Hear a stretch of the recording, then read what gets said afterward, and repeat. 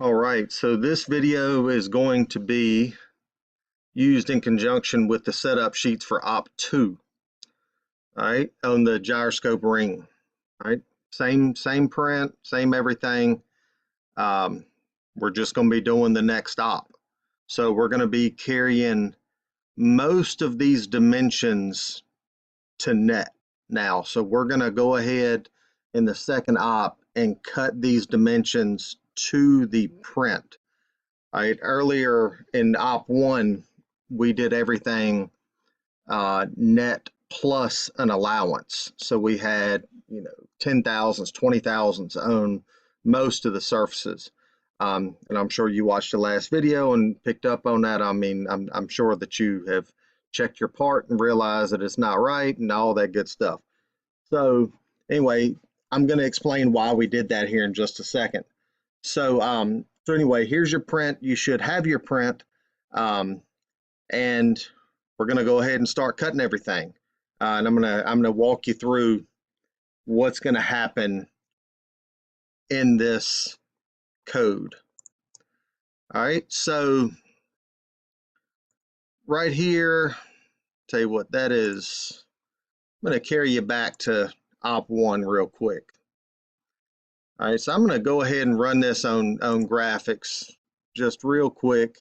And one other thing, I had a student ask me when he watched the last video, he wasn't 100% sure on what all the colors meant. So I'm going to explain that real quick. And again, this is not a CAD CAM lesson, none of that stuff. This is just to show you, but I want to explain what the colors are. So you've got a couple different options. So like if I leave it on material and run it,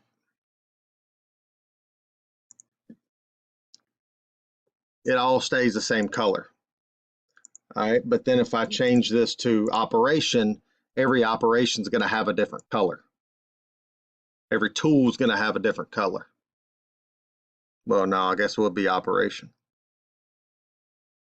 So that's where all the colors come from. And then of course you've got tool specific. So this shows you what each specific tool does, and buried somewhere down deep in the settings, you can change the colors of each tool. I'm not going to go that far. And then of course you have your comparison.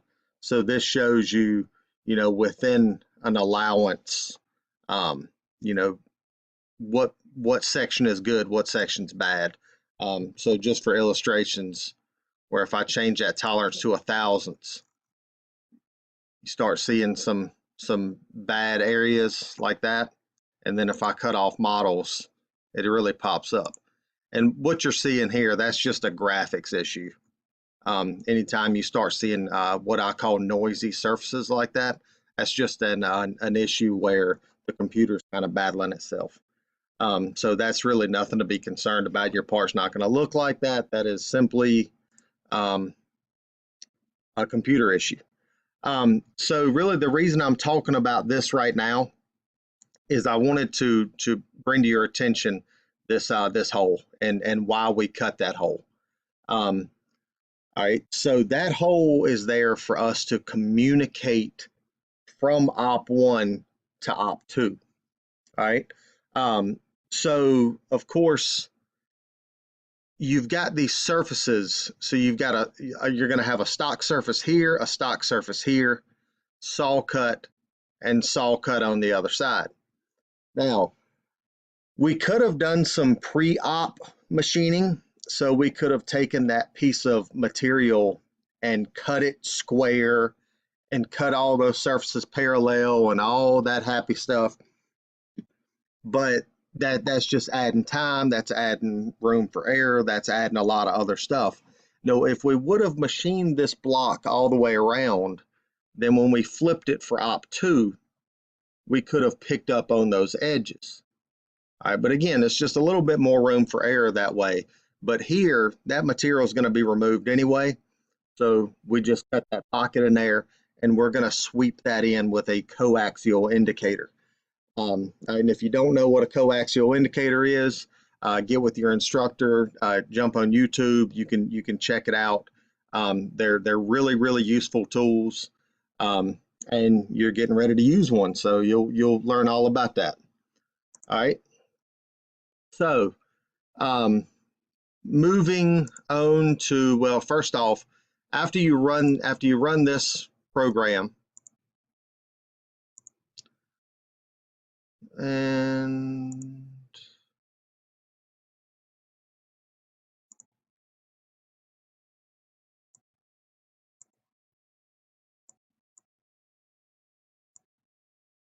I got my stock turned on a little too much here.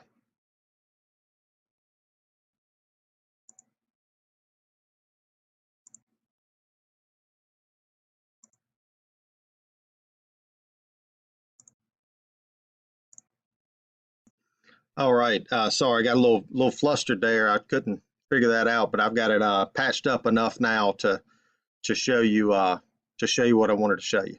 So this is what your part's going to look like after you run op1.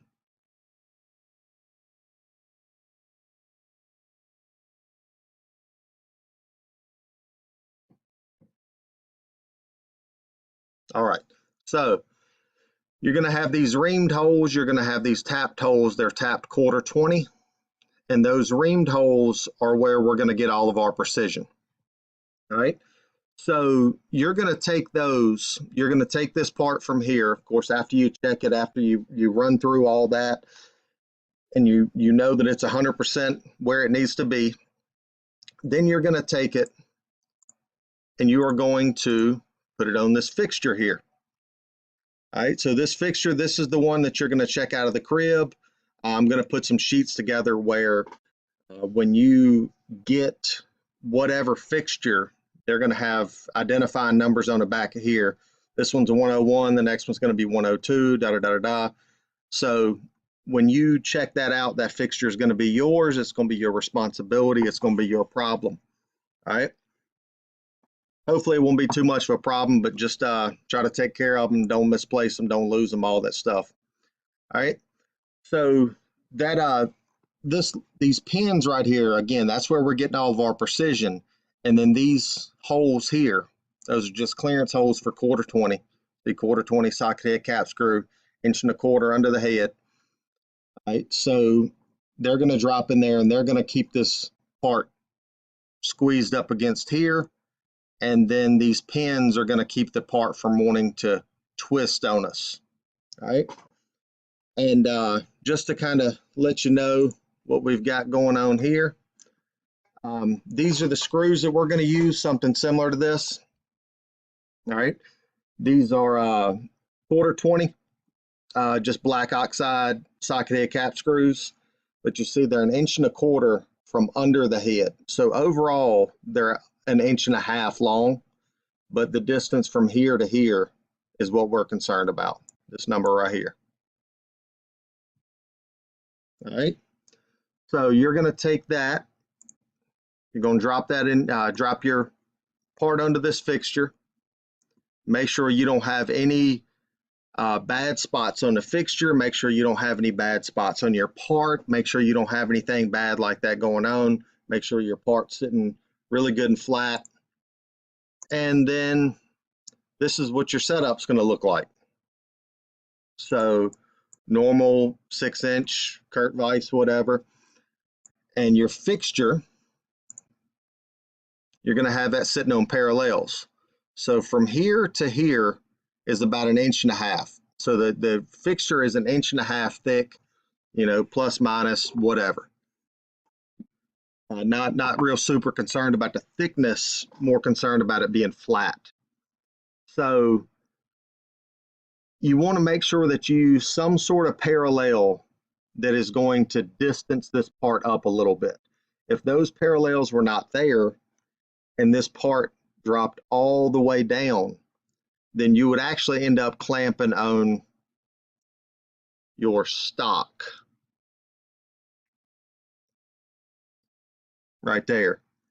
And you are going to have a bad time, I promise you that, because every end mill is going to hit. It's gonna be bad.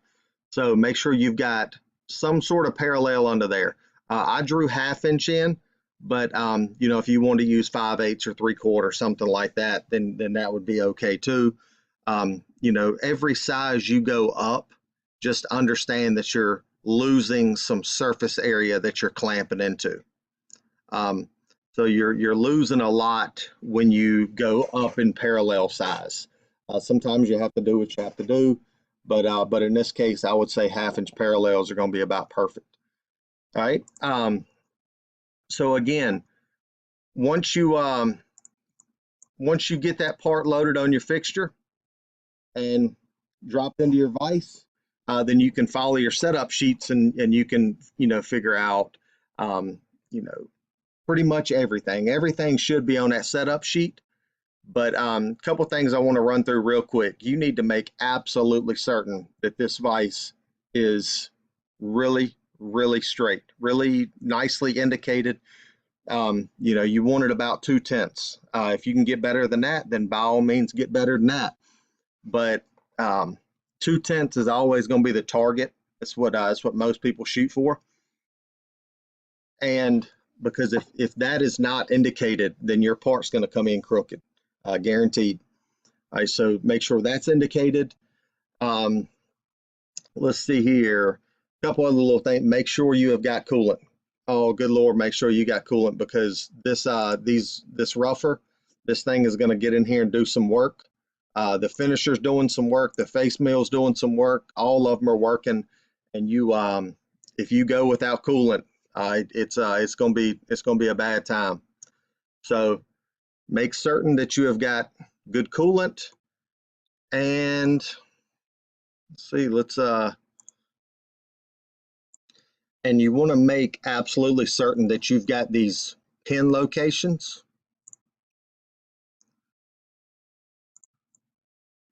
left and right. So I put it in the setup sheet that you want those pin locations at 3 o'clock and 9 o'clock when you're facing the machine. So it's going to be, believe it or not, it's easy to get the clocking wrong because this fixture is square. It's easy to position the part 90 degrees off. All right. So just make sure that you've got those pin locations going to the left and right.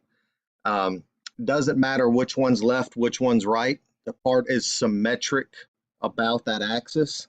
So left and right shouldn't matter. But if you get it wrong 90 degrees, obviously that's not going to work out for you. All right. So G54. So G54 is set in the center of the part and in the center of the part in the X and Y. So again, you're going to do that with a coax indicator.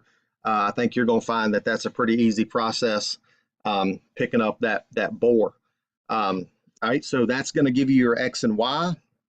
But then as far as your Z, I want you to notice something. Your Z0 is coming off of the part, not the stock. All right, so what I'm going to recommend is you're going to have this hole here.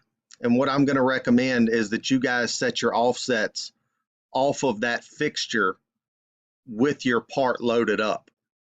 All right, so you'll be able to drop your gauge block or whatever down in that hole, and you'll be able to set your offsets off of this fixture.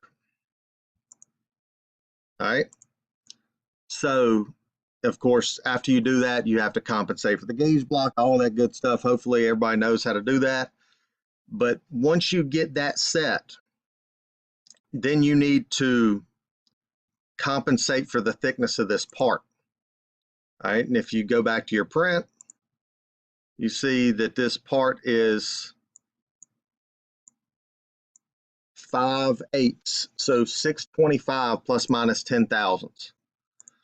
All right, so if you set off right there, you're going to come up 625 in your G54Z and you're good. Now, of course, if you want to set off a saddle of the vise, which is, you know, I like setting off a saddle of the vise. You know, of course, it's got its benefits and it's got its problems. But if you want to set off here, you just need to know the distance from here to that fixture, and then add the thickness of the part. Of course, your instructor can explain that to you, carry you through that process. All right, so that's G54, X, Y, and Z. So now I think we can get into the meat and potatoes. All right, so if we run this on graphics,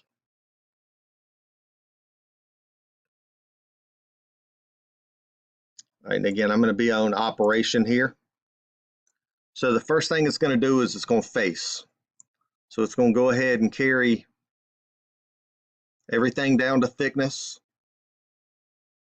And if you notice, I'm climb milling on all cuts. I'm not going back and forth and back and forth. I selected climb mill always. So it's going to take a cut, wrap it up, go back to the next, go down and make a cut. So it's always climb milling. And in my experience, that's that you get better finishes that way.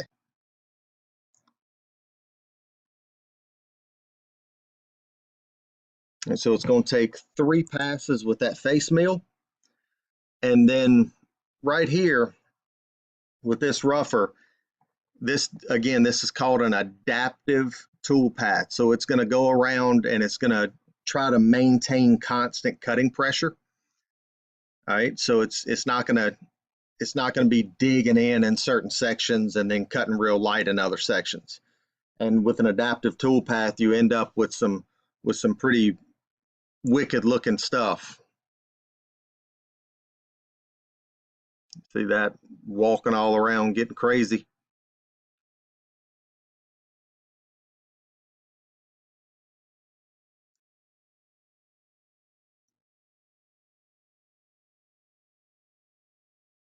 And I want you to notice something.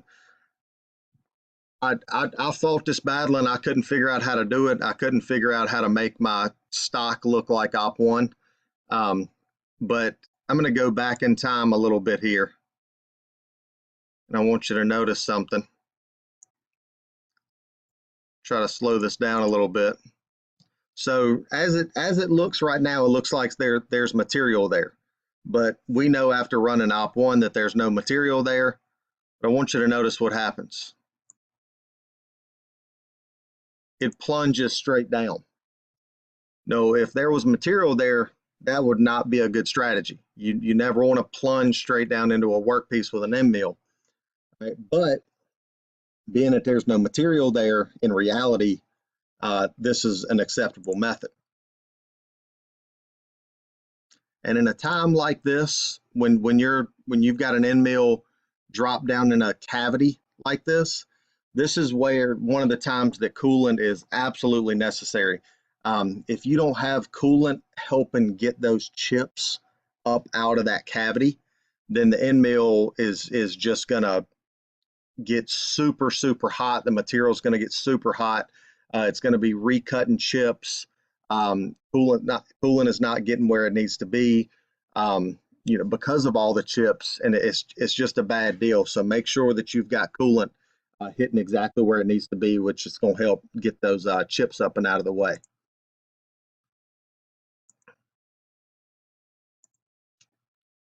So about now is where it's going to actually start hitting material. I was trying to be as conservative as possible.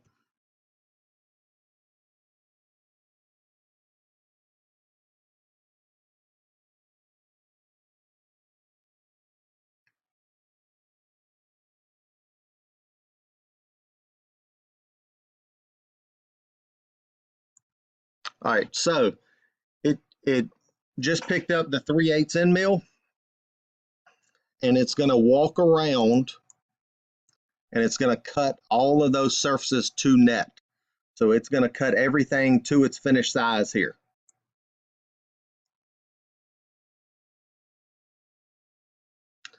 It looks like I'm doing 4 passes, but I'm stepping in a little on each one. And the reason is these corners. All right. So let me step back in time a little bit here.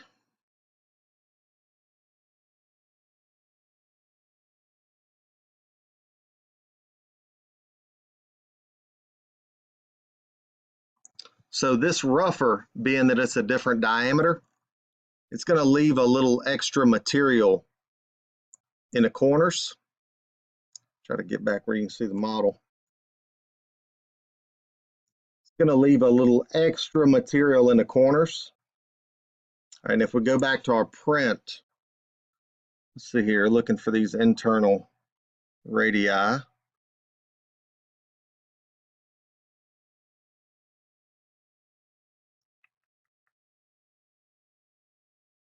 All right, so we've got a 260 thousandths radius. So that end mill should have been able to clear that out.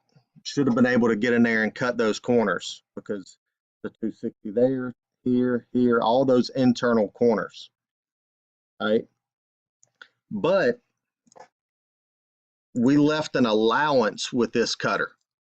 So we told it to leave extra material on these walls. So with that being said, it's going to leave a little bit of extra material in these corners. So when I get over here to my finish tool, I don't want to just go straight to the number, because it would bog down in the corners. All right, so I'm walking into it a little bit. And if you look, you see those tool paths are stepping in a little bit.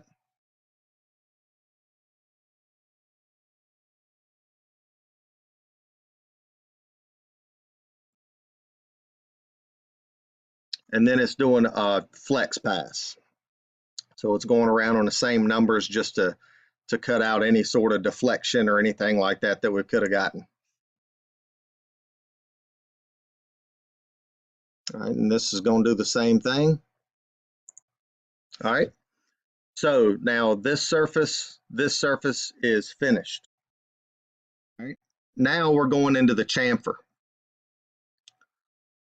All right, so it's going to go ahead and it's going to walk into the chamfer.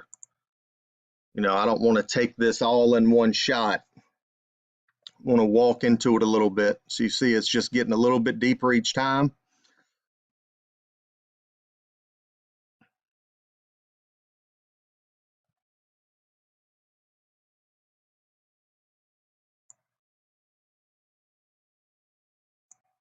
And then it's going to do the outside.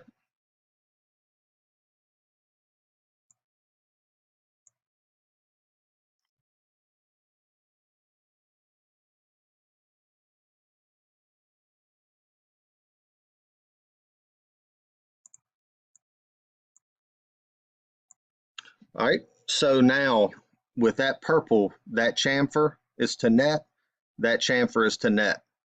Now, I'm also doing these locations here. Now, it looks funny because it's looking at this as just a solid piece of material, but in reality, there's a hole there. But we're doing that, dropping that end mill down a little bit. You see how that is going a little bit into the material. Now, if you were using screws that were too long, this is where you would snap that end mill. All right, so if your screws extended up beyond that surface, you know, for one, you would have hit them with the face mill. You know, then you would have busted it all. You would have busted this end mill right here all to pieces. This thread or this drill mill. All right, so make sure you're using the right screws, and the pins that those should have already been pressed into the fixture, but hopefully we put the right pins in, right? All right, and then you got a complete part. Now, a couple of the high points here. Let me show you the comparison. All right, so turn those models off. All right, so again, it's showing a little bit of red right here. Again, that is just noise in the graphics card of that computer. Well, actually, I've got the tolerance set on 1,000ths. Set it at 3 and see what happens. All right, so you're getting a little bit of something in these corners, but not anything to worry about. All right, but here, something about CAD CAM, guys, it never likes the holes. It's going to always show you that it's out of tolerance on the holes, because when it's simulating like a 1/4 inch tap, it's not seeing that as a tap. It's just seeing that like a 1/4 inch drill, basically. All right. So, and it's showing that the chamfers are red. That is not true. You're going to be fine there. All right. So, turn the models back on. And the reason it was showing red is on this model, I did not put chamfers on it. And that's just, it makes it easier to select holes and stuff like that. All right. So, a couple things I wanted to talk about before you guys get turned loose on this. This cutter right here, I'll go in here and edit this. This cutter is going to be using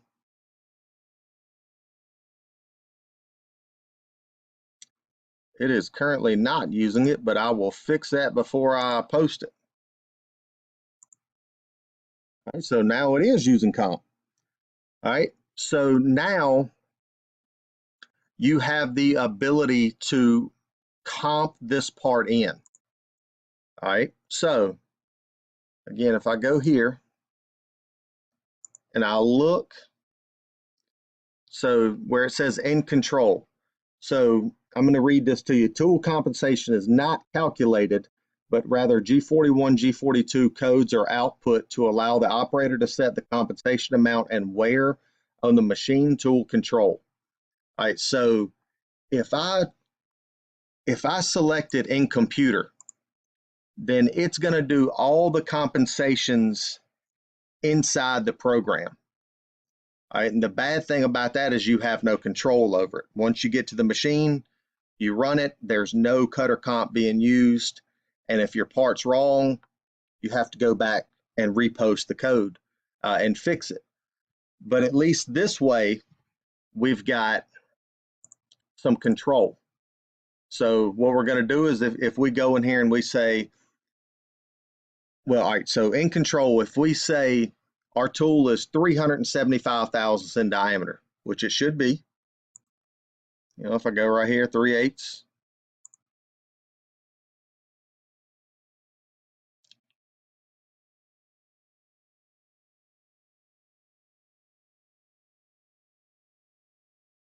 Sorry for the delay. It seems like my computer has seen better days.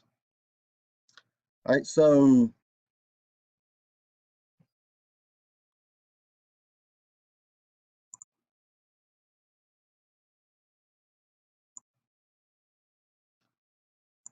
right there, 375. And if you look on my post page, it's using D3. All right. So it's using D3.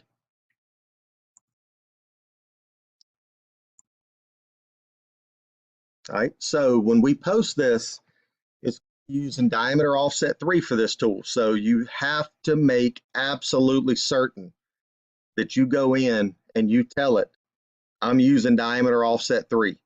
Because if you don't, I'm telling you, it is going to be bad. All right. And then right here, compensation radius. So this has to do with ramp on and ramp off. And if I change that to, like, let's say 50, then that would allow me to comp this tool as much as 50 thousandths. All right, and what that does is it changes all your ramp ons and ramp offs. All right, there's no way that we're going to need to change this by 50 thousandths. I would hope not. So I normally set this about 10. And those lead ins and lead outs and all that stuff, that just has to do with cutter comp. All right. So that is pretty much the gist of this program. All right. Oh, and one other thing, if these chamfers end up coming in too small, then what you can do is drop your Z.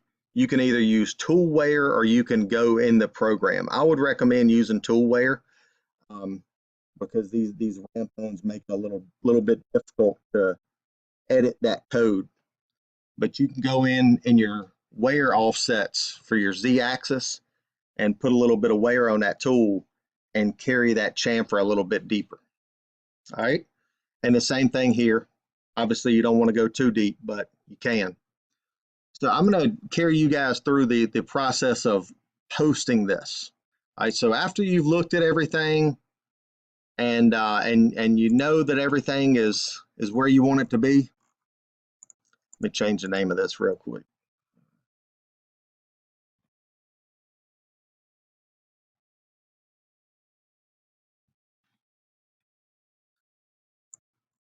All right, so once you've got everything exactly where you want it, then we're going to go in here and post it.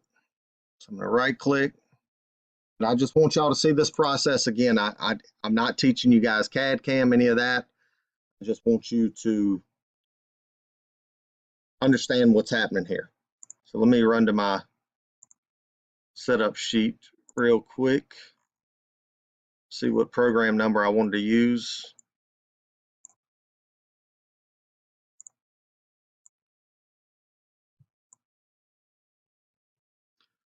All right. I can change that comment later. All right, so I'm going to select Haas. I'm going to say this is going to be going on a Haas mill. So you got a bunch of different types. All right, and then over here, you got a bunch of options and stuff. So I'm going to do no to preload tools.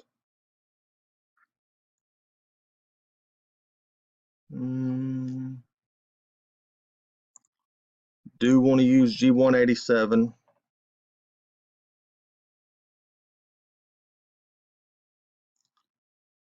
No to sequence numbers, that just eats up memory. Pretty sure that's about it. And yeah. All right, so I'm going to go ahead and post.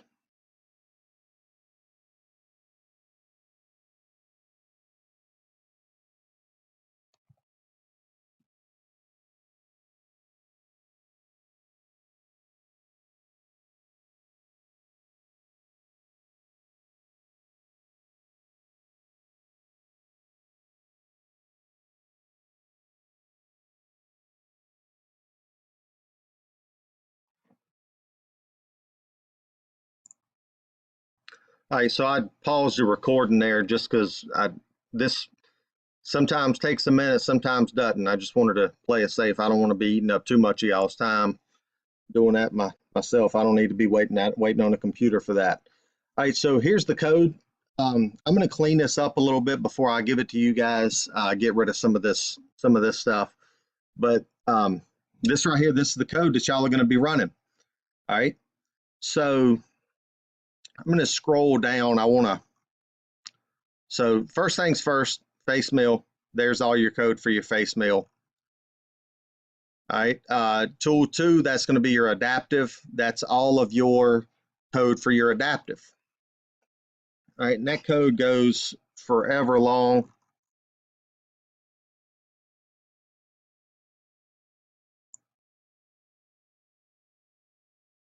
Scroll down here and find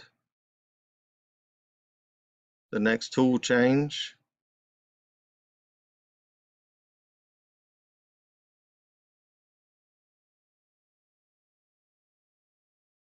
Tell you what's going to be the best thing to do. I'm going to copy this over to Notepad so we can search. All right, so this is the code that I just dropped in Notepad. So the good thing about Notepad, and I'm sure you can do it back here on this visual whatever, but I'm not as familiar with that. All right, so I'm going to scroll down here. So you see I got my T1 right there. I'm going to scroll down here. I'm going to go edit, find. I'm going to search for T. So it found the next T, which just so happened to be an adaptive, which just so happens to be at my next tool change. Or, so being that I'm here, I can just search for M6. All right. So here is my finish tool. And I want you to notice how it is using D3. All right, so again, when you're doing this, when you're setting your machine up, you have got to set the diameter for tool 3 to 375 thousandths. If you don't,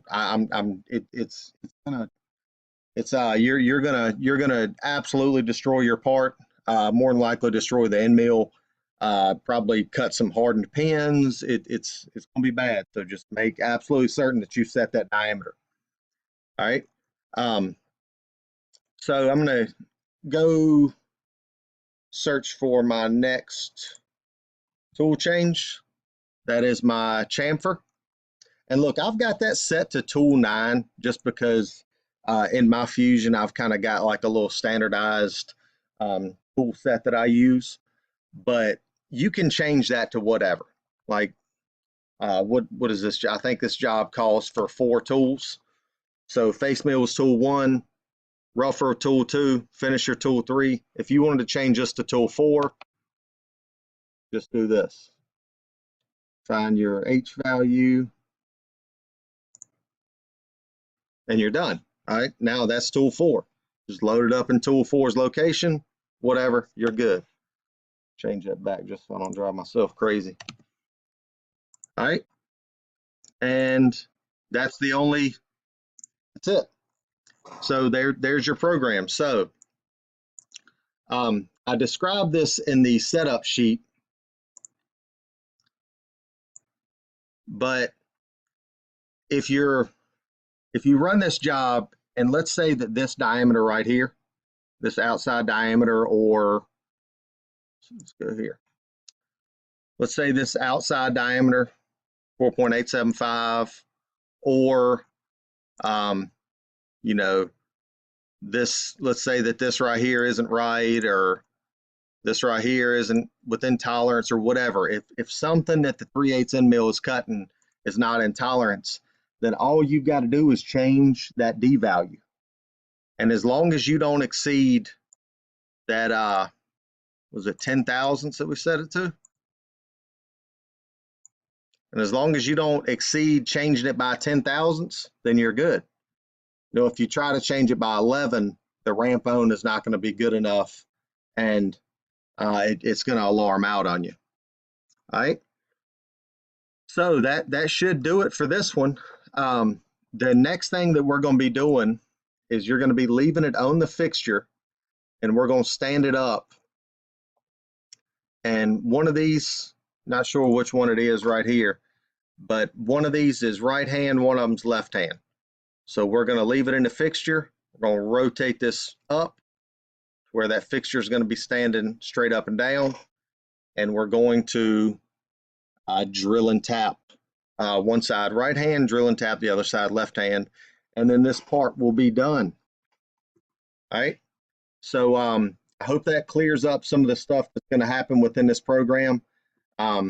Just make sure if you've got any questions or anything like that, make sure you get with your instructor. We don't want anybody just sending it on any of this. Want to make absolutely certain that you're doing it correct. And I think that just about does it. So good luck to you.